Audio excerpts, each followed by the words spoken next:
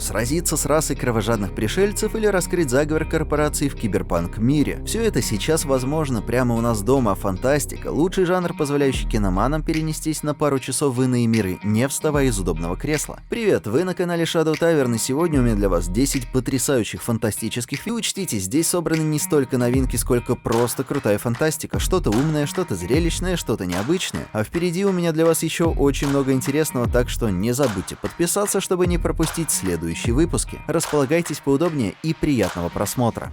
«Иные» — фильм с довольно необычной концепцией. Он начинается с того, что девочку по имени Хлоя отец заставляет запоминать подробности о фальшивой матери, чтобы не выдать себя неправильными ответами. И хотя отец мало рассказывает ей о внешнем мире, она верит, что он просто заботится о ее безопасности, но есть еще очень много вещей, которые она не понимает. Что там такого опасного? Почему Хлоя иногда просыпается в другом доме? Почему в ее видениях появляется закованная в цепи женщина? И почему во внешний мир нельзя выходить? Фильм лучше всего начинать смотреть, не зная предпосылок, которую в любом случае выдают трейлер и синопсис, увы, а ведь фильм на самом деле загадочный и увлекательный, даже несмотря на то, что зритель в целом изначально полагает, что все происходящее не то, чем кажется, сюжет развивается в направлениях, которые почти невозможно предугадать. До самого финала не знаешь, чему верить, и теряешься в догадках. Иные в меньшей степени посвящены броскому CGI и в большей — семейным отношениям и умному, хорошо продуманному сюжету. И именно поэтому уже знакомая в общих чертах любому зрителю история работает.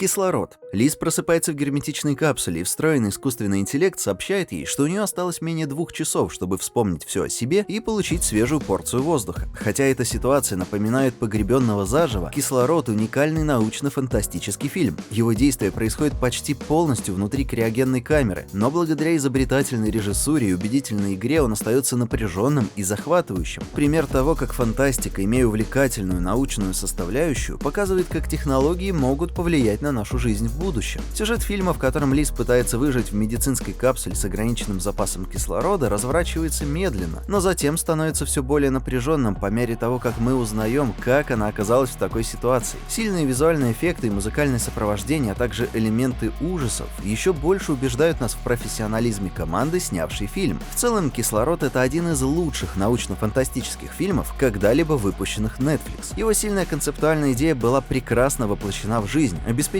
зрителю захватывающие и приятные впечатления. «Душа». Действие этого китайского научно-фантастического хоррор-триллера происходит в 2031 году. Миллиардер-владелец биотехнологической компании, разрабатывающий футуристическое лекарство от рака, убит своим сыном. На стенах были нарисованы оккультные знаки, а убийца совершил ритуал. 2 года назад мать мальчика покончила с собой, тоже совершив ритуал, думая, что вернется, чтобы проклясть своего мужа. Новая жена убитого ведет себя странно, как одержимая, и говорит, что видит дух мертвой женщины. А делом при помощи жены детектива занимается прокурор ослабленной болезнью. Да, здесь очень много всего. И это только синопсис. Кроме убийства и оккультизма, в фильме используются футуристические технологии, флешбеки, смены личностей. Фильм сложный, с огромным количеством деталей, но увлекательный. Режиссер удачно совместил китайские традиции, науку, любовь и преступления, что сделало фильм уникальным. Каст подобран хорошо, тем более, что в таком жанре необходима серьезная игра актеров. Визуальные эффекты, воплощающие на экране футуристический город, выполнены отлично. Художники, работающие над CGI, анимацией и эффектами, явно проделали невероятную работу.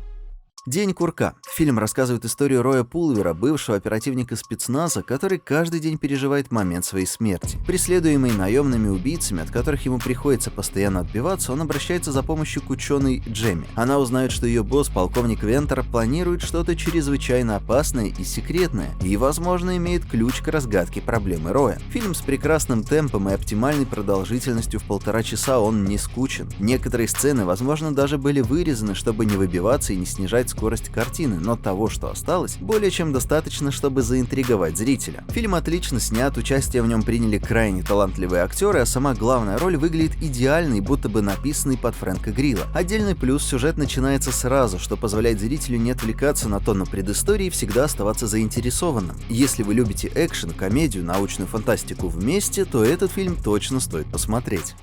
«Бегущий по лезвию» 2049, Лос-Анджелес 2049 года. Большинство архивных записей было стерто или испорчено после отключения электричества в 2022 году. Корпорация Tyrell прекратила деятельность, а производство репликантов было объявлено вне закона до появления Неандера Уоллеса, который создает новую, более послушную модель. В центре сюжета Кей, который охотится за старыми репликантами Nexus 8 под началом лейтенанта полиции Джоша. «Бегущий по лезвию» — шедевр и один из самых любимых фильмов многих поклонников фантастики. Визуальные эффекты сиквела привлекают внимание и заслуживают похвалы, как и визуал оригинального фильма. 2049 продолжает историю естественным образом, расширяя темы, представленные в первом фильме, и, несмотря на обилие сцен с окружением, не сильно затянутый. Главные герои убедительны, а новые концепции не нарушают преемственности. Справляется с трудной задачей быть удачным сиквелом к классическому фильму, создавая самодостаточную вселенную, которая будет ощущаться и через десятки лет так же хорошо, как и оригинал 40 лет назад.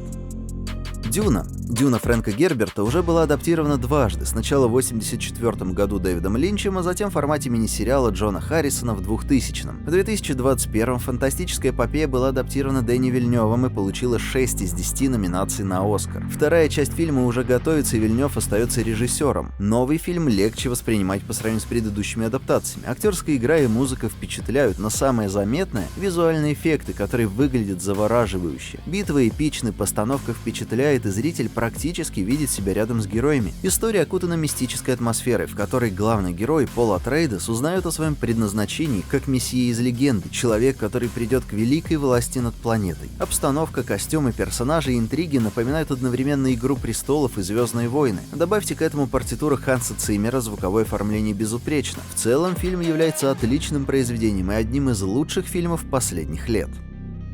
Фильм «Маленькая рыбка» — история о паре, которая пытается сохранить друг друга в мире, где память исчезает. Заболевание постепенно ухудшает память людей и неизлечимо. Когда муж Эммы начинает проявлять симптомы, она умоляет его подать заявление на участие в испытаниях нового метода лечения. В центре фильма их история любви сшита из фрагментов памяти. Фильм поражает простой историей, которая становится трагической из-за вируса, является медленным и удручающим путешествием к неизбежному, показывая, как потрясающие воспоминания, в том числе памятная сцена с маленькой рыбкой, разрушаются под воздействием суровой реальности. Актерская игра великолепна, диалоги безупречны, постановка потрясающая. Это действительно искусство и кино в лучшем виде. Подействуется прекрасно. Вечные, бессмертные создания, задача которых уничтожить девиантов. 7000 лет назад на Землю было отправлено 10 вечных, обладающих разными способностями. Основное действие происходит в современном Лондоне, где один из вечных сталкивается с атакой. Ей нужно собрать всех вместе, чтобы противостоять угрозе. Вечные представляют собой более взрослый подход Marvel к своим кинокомиксам. Фильм включает социальный комментарий, откровенные сцены и популярных актеров. Они стали для Marvel рисковым отходом от проверенной формулы, и он не сработал. Фильм довольно длинный, а персонажам при этом не хватает харизмы. 10 богоподобных существ неумело пытаются выдать себя за простых людей. Визуальные эффекты впечатляют и выглядят реалистично и стильно. Фильм хорошо снят, но в целом это CGI-фест, ожидаемый для фильма на основе комиксов. Большой бюджет, выделенный Дисней, позволил создать красивую картинку.